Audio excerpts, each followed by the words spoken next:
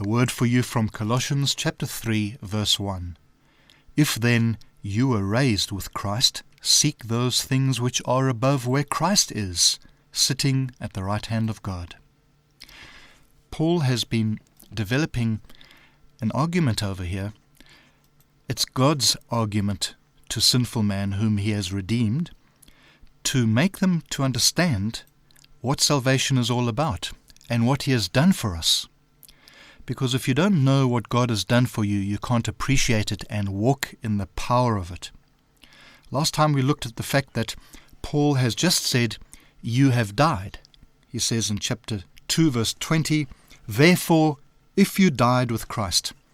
He repeats it again over here in verse 3 of chapter 3, for you died, he says, and your life is hidden with Christ in God. Christ taking us into himself, taking not only our sins, but the very reason for the sins, and that is me, the heart, the sinner. Jesus took into himself, and when he died, we died. But this verse says, you were raised with Christ.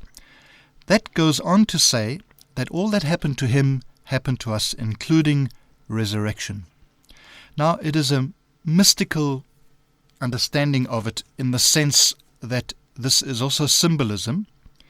It is God's facts, and God says, this is my understanding, this is what I have done, and I want you to understand it in the same way as well. But it's not just mystical in the sense of it being a theory and something that's nice to believe but doesn't actually work.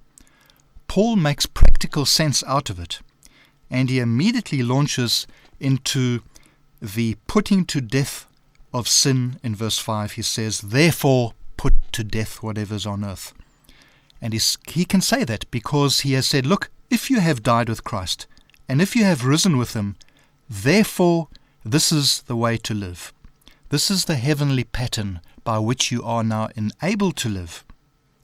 So, departing from sin, honestly dealing with it as it is emphasizing the fact that one is identifying with death, with not just death in itself, but the death of Christ, where he put sin to death and where he raised us up into new life.